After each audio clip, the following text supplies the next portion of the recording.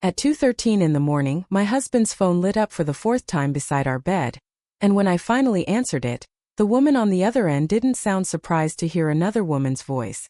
She sounded irritated.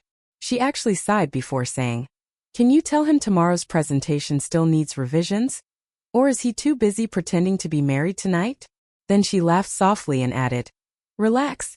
I'm basically his work family." My husband grabbed the phone out of my hand so fast he nearly knocked over the lamp, but the damage was already done because it wasn't really her words that unsettled me. It was his face. Not guilt. Panic. The kind of panic people have when they realize two parts of their life are about to collide in public. By sunrise, he was insisting I misunderstood everything, insisting she was just part of his executive team, insisting I was exhausted and emotional and reading into things. I stayed calm. I made coffee. I even kissed him goodbye before he left for the office. Then, 3 days later, someone from Human Resources emailed the entire executive floor requesting mandatory attendance for a formal misconduct investigation. My husband, Daniel, had spent 11 years building a reputation as the composed one in every room, the polished senior operations director who remembered assistants' birthdays, shook hands with investors like lifelong friends, and somehow convinced everyone he was impossible to dislike. People loved telling me how lucky I was to be married to a man like him, especially at company events where younger employees practically hovered around him waiting for approval. I learned very early that Daniel enjoyed admiration more than honesty, but until that phone call, I still believed there were lines he wouldn't cross publicly. What made everything worse was that I already knew exactly which woman had answered his phone. Her name was Vanessa Cole, 31, recently promoted into strategy management, always close enough to touch his arm during office parties, always laughing a little too hard at his jokes while pretending not to notice me standing there. 2 weeks before the call, I'd watched her walk into our charity gala wearing the same perfume I own, because Daniel had gifted it to me on our anniversary. When I mentioned it quietly in the car afterward, he smiled without looking at me and said, "You're becoming paranoid lately." That was the moment I stopped trying to convince him I noticed things. The morning after the phone call, Daniel acted like a man trying to outrun smoke before anyone noticed the fire, moving through the kitchen too quickly, over-explaining things nobody had asked about, kissing my forehead twice before leaving for work like repetition could erase suspicion. And the strangest part was that he kept mentioning Vanessa without me bringing her up at all. "She's under pressure from the board," he said while tightening his tie. "Honestly, I've had to mentor her through everything." Mentor. That word stayed in my head long after the front door closed because men always reach for professional language when they're trying to hide personal behavior. Around noon, one of my closest friends, Elise, texted me a screenshot from the company's internal social feed showing Daniel and Vanessa seated beside each other at a client dinner the night before he claimed he was stuck in budget meetings. Vanessa had posted it herself at 11:48 p.m. with the caption, "Late nights with my favorite leadership partner." The photo wasn't intimate enough to confirm anything publicly, but it was intimate enough to humiliate me privately. What bothered me most was Daniel's expression. Relaxed. Comfortable. Like he had forgotten cameras existed. I almost confronted him immediately, but years earlier, when Daniel first entered executive leadership, I learned something important about powerful people. They prepare for emotional accusations, not silence. Silence unsettles them because they can't measure what you know. So instead, I started paying attention. That Friday evening, Daniel came home unusually late, smelling faintly of whiskey and hotel soap instead of his usual cedar cologne. And while he showered, his second phone vibrated inside the pocket of his blazer hanging near the closet. I didn't even know he still owned a second phone. The screen preview flashed only 6 words before locking again. "HR is asking questions already." My pulse slowed instead of rising. Calmness can feel terrifying when you finally stop doubting yourself. I memorized the number attached to the message and waited. The next morning, Daniel announced he needed to fly to Chicago for an emergency operations review. But 2 hours after his flight supposedly departed, Elise sent me another message. "Pretty sure I just saw Vanessa at the Harbor Grand downtown with Daniel." Attached was a blurry photo taken from the hotel cafe. Them together. Weekend luggage beside the elevator. No Chicago. No emergency review. Just carelessness.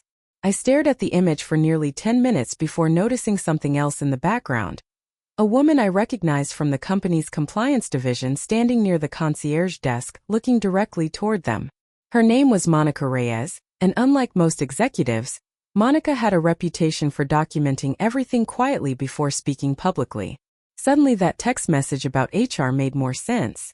Monday morning, Daniel returned home acting overly affectionate again, carrying pastries from my favorite bakery and talking about how exhausted he was from travel delays. But his energy shifted the second he noticed his blazer hanging in a different position than he left it.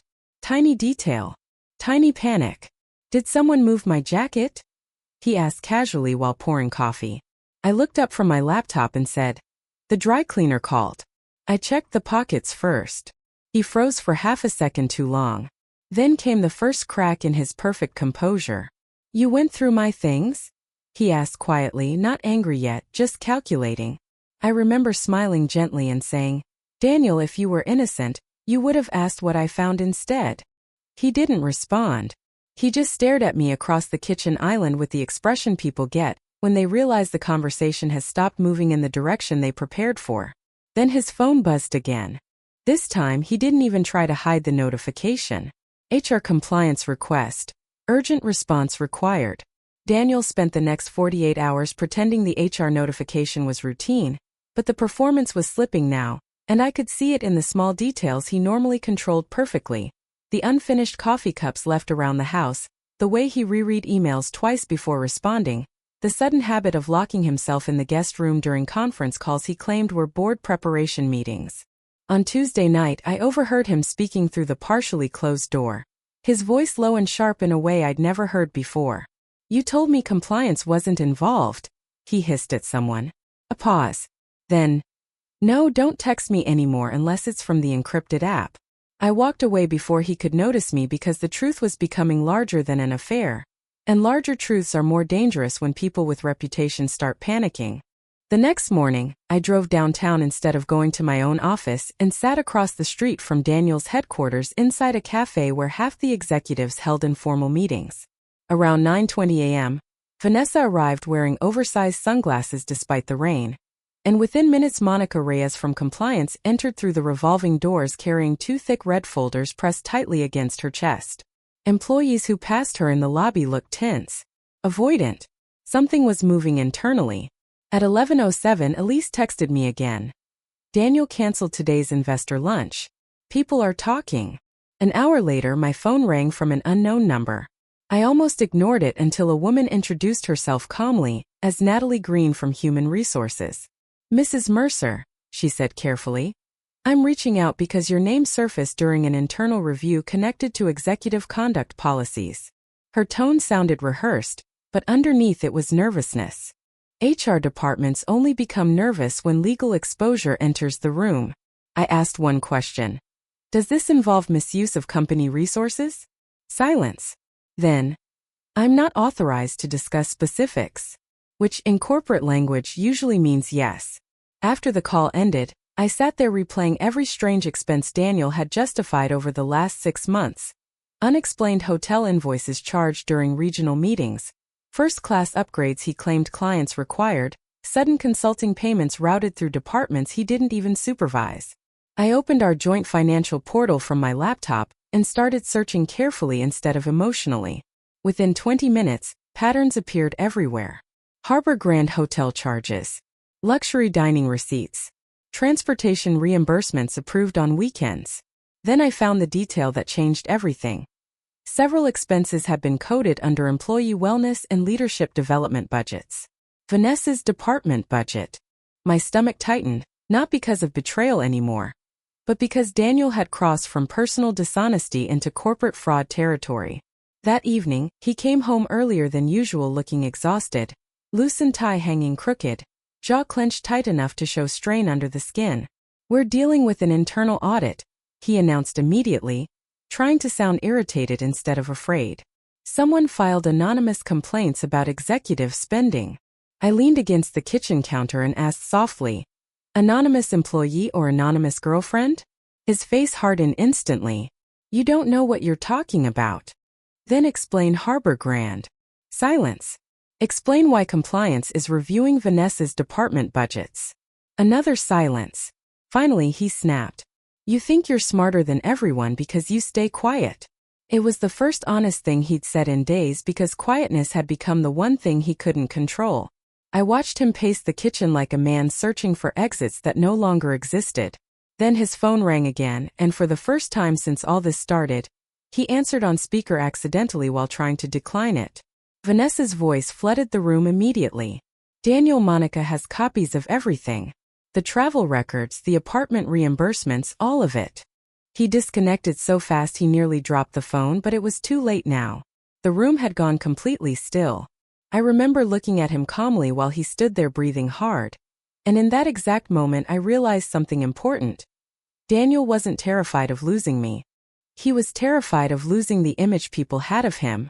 By Thursday morning, Daniel's company had stopped pretending the situation was a routine audit, and everyone inside the executive floor knew it because the atmosphere changed in ways corporate offices can never fully hide. Conference room blinds stayed closed all day. Assistants stopped making eye contact in elevators, and senior leadership suddenly began arriving before sunrise. Around 8:10 a.m., Elise forwarded me a leaked internal calendar invite labeled Executive Conduct Review, Mandatory Attendance. Daniel's name was listed beside Vanessa's, Monica Reyes, 2 compliance attorneys, and the company's chief ethics officer. What caught my attention, though, was the final attendee listed at the bottom. External Forensic Accounting Counsel. That meant the company believed money had moved improperly enough to involve outside investigators. Daniel saw me reading the invite at breakfast and immediately demanded to know who was leaking internal documents to me. But his anger sounded thinner now, almost desperate. You're making this worse, he muttered while grabbing his keys. I remember answering quietly, No, Daniel. I'm just no longer protecting you from consequences. He left without responding. 10 minutes later, I received another call from Natalie Green in HR. Except this time her tone was entirely different. More formal, more cautious. She explained that certain reimbursement requests connected to Daniel's division had allegedly been approved under falsified leadership development initiatives, and that my name appeared on several spousal attendance records connected to executive retreats I had never attended. I nearly laughed from disbelief. Daniel hadn't just cheated. He had apparently used my identity to justify corporate expenditures tied to Vanessa. Are you saying someone signed documents using my name? I asked carefully. Natalie paused before answering. That possibility is under review. The moment the call ended, I drove straight downtown. Not to confront Daniel. To verify something. 2 years earlier, during a holiday fundraiser, Daniel had insisted I electronically sign several routine spouse attendance confirmations because, according to him, executive accounting needed documentation for tax purposes. I barely glanced at them back then because marriage teaches you dangerous habits about trust. When I arrived at headquarters, the receptionist recognized me immediately and looked visibly uncomfortable before asking me to wait in a private conference room. 20 minutes later, Monica Reyes entered carrying one of the same thick red folders I'd seen earlier that week. Up close, she looked exhausted but composed. Mrs. Mercer, she said carefully, I believe you may have been unknowingly connected to financial misconduct. She opened the folder slowly and turned several documents toward me. Hotel reimbursements, luxury apartment payments, executive retreat invoices. My electronic signature appeared across multiple approvals connected to events Vanessa attended instead of me. Some included dates when I had been out of state visiting my mother. One expense report listed a 2-bedroom suite at Harbor Grand during a marital leadership retreat. I stared at the document for several seconds before asking the only question that mattered. Did Daniel authorize these personally? Monica held my gaze for a moment before nodding once. Calmly. Professionally. Completely. Then she added the sentence that changed the entire situation. There are also allegations involving preferential promotion practices connected to Ms. Cole. Suddenly everything made sense. Vanessa's rapid promotion, the executive travel, the hidden budgets, the panic. Their relationship wasn't merely inappropriate. It had financially altered careers inside the company. What happens now? I asked quietly. Monica closed the folder. The board is deciding whether this remains an HR matter or becomes criminal exposure. Criminal exposure. The phrase sat heavily in the room. When I returned home that evening, Daniel was already there sitting alone at the dining table in complete darkness, except for the city lights reflecting through the windows. His tie was gone. His sleeves were rolled unevenly. For the first time in 11 years he looked small. "They suspended Vanessa," he said without looking at me. Silence stretched between us. Then he finally spoke again. "They think I manipulated financial approvals." I placed my bag down carefully and answered, "Did you?" He closed his eyes briefly before whispering something I'll never forget. "It wasn't supposed to get this far." That sentence told me everything because innocent people deny. Guilty people explain scale. Then his phone buzzed one final time across the table. A news alert preview lit the screen bright enough for both of us to read it clearly. Senior executives under internal investigation at Rothwell Strategic Group. The morning the investigation became public, Daniel stood inside our kitchen staring at financial news coverage playing silently across the television while his coffee went untouched beside him, and for the first time since I met him, nobody was protecting his image anymore. Reporters had already connected the expense irregularities to executive travel records, and anonymous employees were leaking details faster than the company could contain them. Every few minutes, Daniel's phone lit up with messages from board members, attorneys, public relations consultants, and numbers he ignored completely because once powerful men realize their reputation is collapsing publicly, they stop fearing private consequences. Around 9:30 a.m. he finally spoke. "They're forcing me into administrative leave pending the investigation." His voice sounded hollow now, stripped of the confidence he used to weaponize against people. I looked at him carefully across the counter and realized something strange. I wasn't angry anymore. Anger requires emotional attachment, and somewhere between the forged signatures, the hotel invoices, and the lies told directly to my face, that attachment had quietly disappeared. "There's more, isn't there?" I asked. He rubbed both hands over his face before nodding once. Then he admitted the part he had been hiding from everyone. Vanessa hadn't merely been an affair partner. 6 months earlier, Daniel had authorized consulting contracts through a vendor partially owned by her brother, routing company funds into inflated project budgets to cover luxury travel, apartment expenses, and executive entertainment costs disguised as operational development spending. Tens of thousands of dollars, possibly more. The internal audit had uncovered everything after a junior accounting analyst flagged duplicate reimbursement records tied to my forged attendance approvals. One overlooked spreadsheet. One employee paying attention. That was all it took. "The board thinks I coordinated it intentionally," he whispered. I remember answering calmly, "Because you did." He looked at me then with genuine disbelief, like he still expected softness from me simply because we once shared a life together. But quiet women become dangerous when they finally stop protecting people who underestimate them. Around noon our doorbell rang. Daniel froze the second he saw 2 men in dark suits through the glass entryway. Legal counsel from the company. I stepped aside silently while they entered and handed him formal documentation regarding immediate termination, forfeiture review of executive compensation, and preservation orders connected to potential civil litigation. One attorney briefly acknowledged me before saying, "Mrs. Mercer, we may also require a statement regarding unauthorized use of your identity on expense approvals." Daniel physically flinched hearing the words unauthorized use. Publicly phrased. Legally phrased. Real. After they left, he sat down slowly like his legs could no longer support him. "You could help me," he said quietly after several minutes.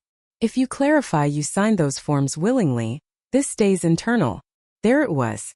Even at the end, he still believed my silence existed for his benefit.